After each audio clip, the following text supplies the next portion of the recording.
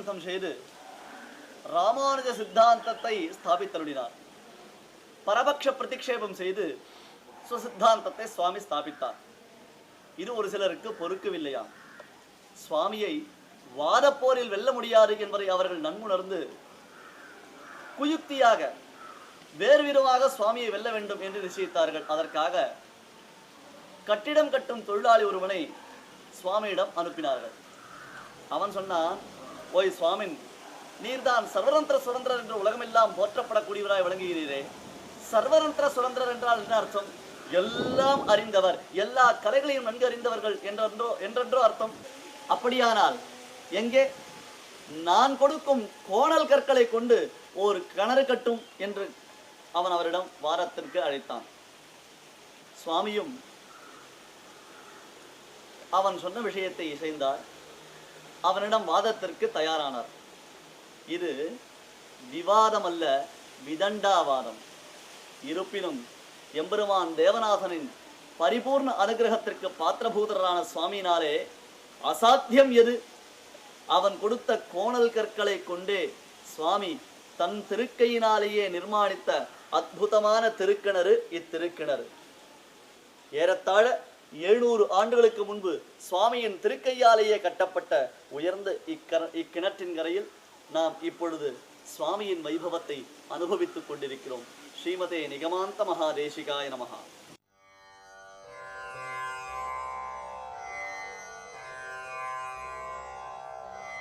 தேவாதிநாத கமலா பிரதனேஷ பூர்வாம் தீப்தாந்தராம் வகுளபூஷணநாத முக்யைः ராமானுஜ பிரபிருதிபிः பரிபூஷிதாக்ராம் கோப்த்ரீம் பஜந்தி குரு பங்கிமஹம் பிரபத்யே. ஸ்ரீ வைஷ்ணவ சம்பிரதாயத்தின் முதலாச்சாரியனான ஸ்ரீ தேவநாதன், அவன் தன் திவ்ய மகிஷி பெரிய பிராட்டியார், விஸ்வக்சேனராம் சேனை முதலியார், பிரபன்ன ஜன சந்தான கூட்டஸ்தரான சுவாமி நம்மாழ்வார், அவரை யோகதசியில் சாட்சாத்கரித்த நாத யாமுன மத்தியமாம் என்னும்படி ஸ்ரீமன் நாதமுனிகளை நடுவில் உடையதும், பகவத் ராமானுஜர் முதலான ஆச்சாரியர்களின் பரம்பரை என்னும் குரு பரம்பரை நதி உலகனைத்தும் பரிசுத்தமாக்கிக் கொண்டு பெருக்கெடுக்கின்றது. அதில் நானும் குள்ளக் குளிரக் குடைந்து நீராடுகிறேன். தீர்த்தைர் விருதம் விருஜின துர்கதிநாசனார்கைः சேஷக்ஷமா விஹகராஜ விரிஞ்ச ஜுஷ்டைः நாசத்வயானத ஜனஸ்ய பவௌஷதேன பிரக்யாதமௌஷதகிரிம் பிரணமந்தி தேவாः. நம் பாவங்கள் அனைத்தும் தவிரும் சேஷபூமி கருட பிரம்மதீர்த்தங்களால் சூழப்பெற்றதும், தன்னை அடைந்தவர்களின் சம்சார நோய்க்கு மருந்தாக உன் வாசஸ்தானமான ஔஷதகிரியை தேவதைகள் வெகு தூரத்திலிருந்தே வணங்குகின்றனர் என்று சுவாமி தேவநாயக பஞ்சாசத்தில் வர்ணிக்கிறார். மருந்தும் மருத்துவனானவனுமானவன் அடியவர்க்கு மெய்யன், தாச சத்யன். இவனின் சௌலபியத்தை நாம் எப்படி உணர்வது? அதை நமக்கு காட்டித் தருபவர் நம் சுவாமிதானே. எனவே அவரின் வைபவத்தை தான் அனுபவிப்பதில் தேவநாதனுக்குத்தானே திருவுள்ளம் அதிகம். தேசிக பக்தர்களே, இன்றைய தினம் சற்று இமைக்க மறந்திடுங்கள். ஆம், சுவாமியின் மங்களாசாசன மகோத்சவத்தை ஔஷதகிரியில் ஆச்சாரிய சார்வபௌமனை நாம் இப்போது சேவிக்க இருக்கின்றோம். தேசிகன் அவதார க்ஷேத்திரமான ஸ்ரீ தூப்புலிலும் திருவஹீந்திரபுரத்திலும் மங்களாசாசன மகோத்சவம் விலக்ஷணமானதோர் வைகரியுடன் நடைபெறுகிறது என்பதை சென்ற தொடரில் அறிந்தோம். இதோ மலை உற்சவத்தில் மகாதேசிகன்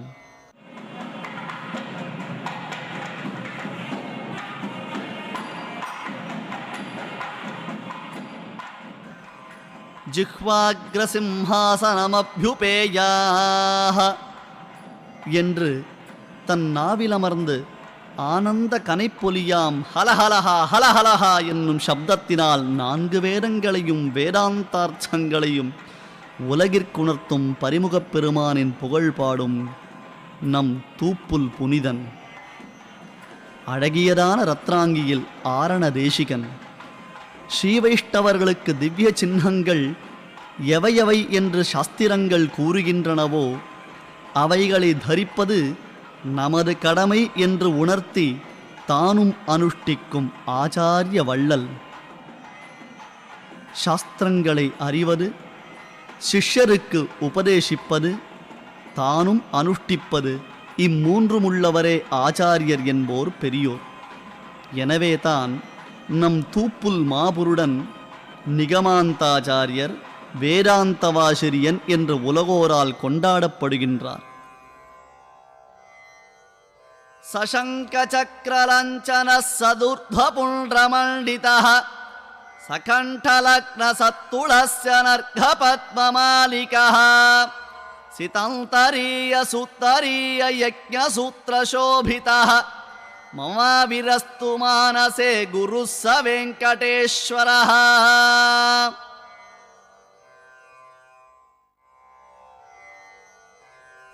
தீயிற்பொலிகின்ற செஞ்சுடராழி திகழ் திருச்சக்கரம் ஒற்றுண்ட திவ்ய திருக்கைகளில் விசேஷமாய் விளங்கும் ஊர்த்வபுன்றங்கள், ஏகண்டலக்ன துளசி நளினாட்சமாலாகா என்னும்படி திருக்கழுத்தில் துளசி, தாமரை, பவித்திரமாலைகள், வெண்மையான வஸ்திரங்கள், சிகை, யஜ்ஞோபவீதத்துடன் திருமேனி அழகு என்று தேசிகனின் திவ்ய வடிவழகு என் இதயத்தில் ஆவிர்பவிக்கட்டும்.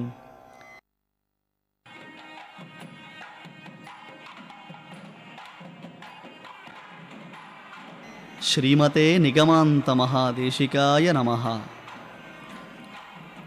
இருபுறமும் வெண்கொற்ற குடைகள், சாமரங்கள், வாத்தியங்கள், திருவாலவட்டங்கள் என தேசிக பக்தர்கள் தங்கள் ஆச்சாரியன் அடிபணிந்து அருள் நினைந்து அகம் கரைந்து கைங்கரியம் செய்கின்றார்கள்.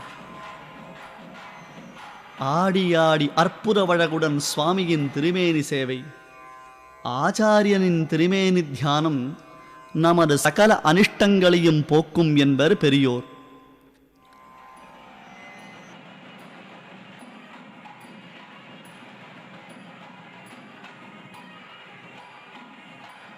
திருவுடன் வந்த செழுமணி போல் திருமால் இதயம்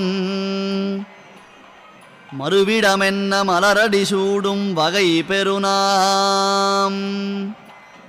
கருவுடன் வந்த கடுவினையாற்றில் விழுந்தொழலாது அருவுடன் ஐந்தறிவார் அருள் செய்ய அமைந்தனரே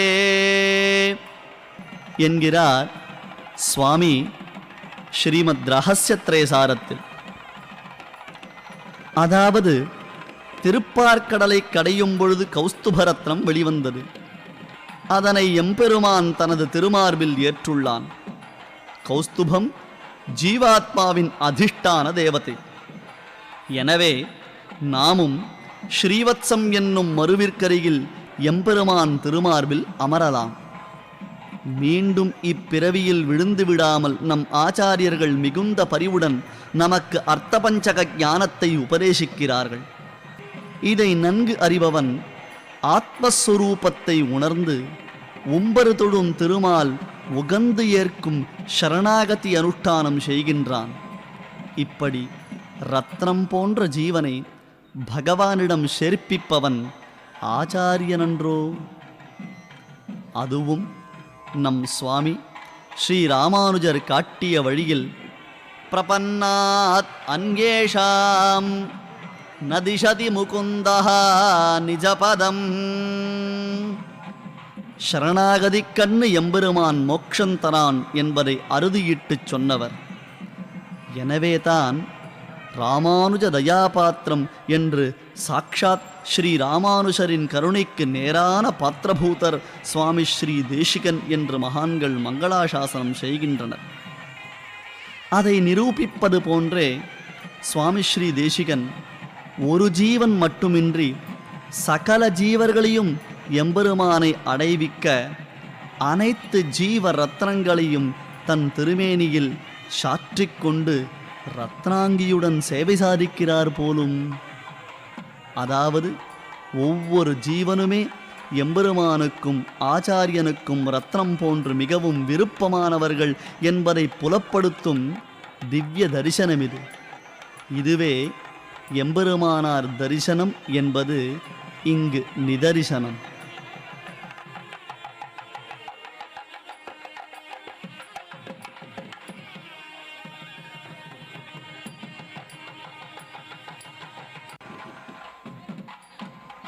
கருடன் தனக்களித்த யோகஹயக்ரீவமூர்த்தியுடன் அடியார்களின் யோகக்ஷேமங்களை அபிவிருத்தி செய்து கொண்டு ஔஷதகிரியில் ஆச்சாரிய சார்வபௌமன்.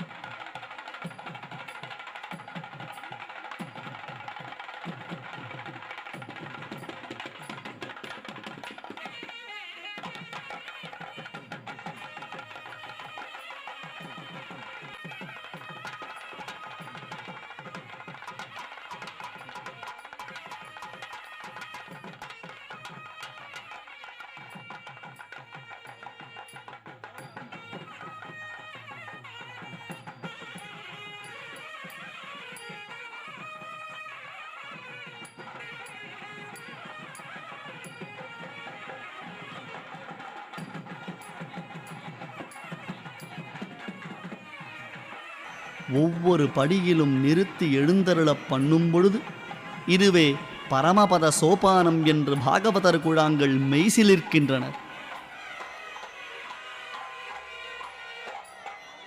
தேனேரு தாமரையாள் திருமார்பந்தல் தின்னருளால் அவனடியில் விவேகம் பெற்றிங்கு ஊனேரு பவக்குழியை வெறுத்ததற்பில் ஊர்விரத்தியுடல் வினையில் திரடுக்கு அல்ஜி கூனேரு பிறையிறையோன் சாபம் தீர்த்தால் குறைகழலே சரணடைந்து குரம்பை விட்டு வானேறும் வழிப்படிகள் அடைவே கண்ட வன்புகழ் தூப்புல் வள்ளல் அருள் பெற்றோமே.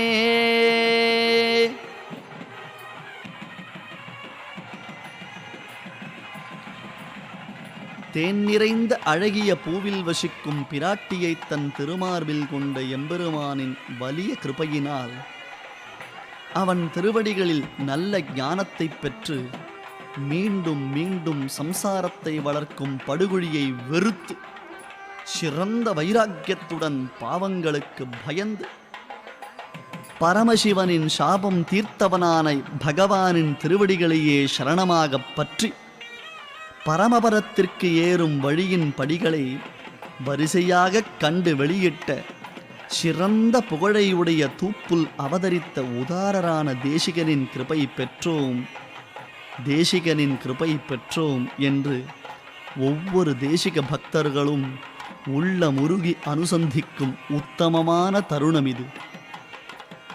மலை மீது மறைமுடி தேசிகன் மங்களாசாசனம் செய்ய எழுந்தருளும் சமயம் ஸ்ரீ ஹயக்ரீவன் சந்நிதி கைங்கரிய பரர்கள் தரிசன தாம்பூலம் பூர்ண கும்பங்கள் ஏந்தி சுவாமிக்கு ஸ்வாகதம் செய்கின்றார்கள்.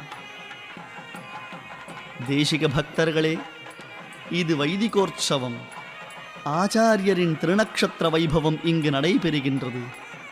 எனவே ஆஸ்தீகர்களாக தேசிக சம்பிரதாயத்தில் விஸ்வாசம் இருப்பின் அதற்கேற்ற ஸ்வரூபத்துடன், அதாவது தங்களின் ஆடை, திருமண்காப்பு இவைகளை நம் சுவாமி உபதேசித்த வகையில் தரித்து வர வேண்டும்.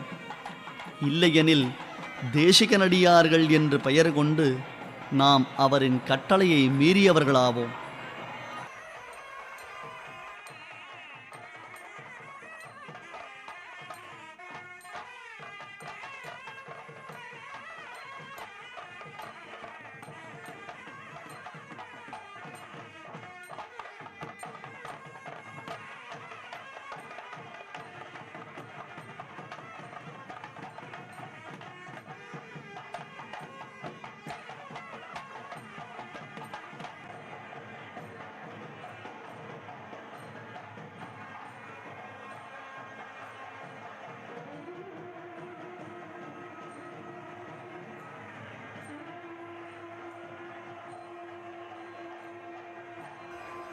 இப்போது ஹயக்ரீவன் சந்நிதி பிரதட்சிணமாக அதிவேகமாக சுவாமி எழுந்தருளுகிறார்.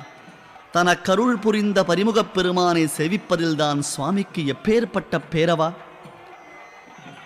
உபயவேர பாராயணங்கள் விளங்கும் உத்தமமான சம்பிரதாயமல்லவா ராமானுஜ சம்பிரதாயம். சுவாமியை பின்தொடரும் மடியார்கள் திராவிட சம்ஸ்கிருத வேத கோஷத்துடன் பின்தொடர்கின்றார்கள்.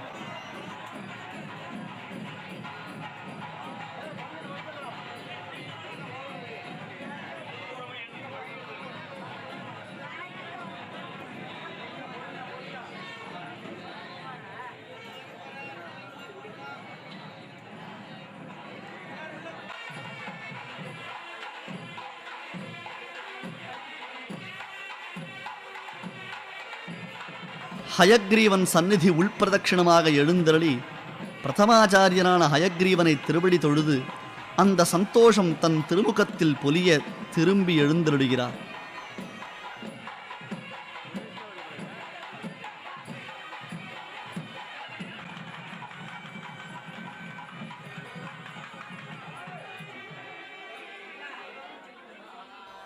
இங்கு ஓர் அழகிய கம்பீரமான பெரிய மேடை உள்ளது. பாஷ்யக்காரரை சுவாமி யதிராஜ சப்ததியில் அனுபவிக்கும் போது சுவாமியின் சிம்ஹாசனம் பத்ரவேதீம் திரிவேதீம் என்கிறார். அதுபோன்று கவிதார்க்கிக சிம்மமான நம் சுவாமியும் 74 படிகள் கடந்து வித்யாமூர்த்தியாம் ஹயக்ரீவன் திருமுன்பு கோப்புடைய சீரிய சிம்ஹாசனத்தில் அமர்ந்திருந்து அருள் பாலிக்கின்றார்.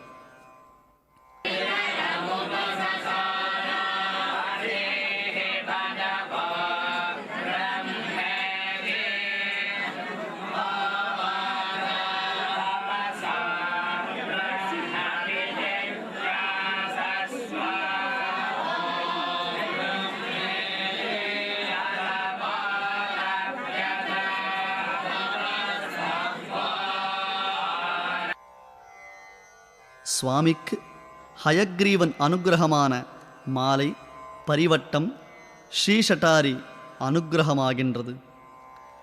மலை மீது ஹயக்ரீவன் சந்நிதியில் ஸ்ரீ ஹயக்ரீவ ஸ்தோத்திரம் கருட பஞ்சாஷத் சேவிக்கப்படுகின்றது.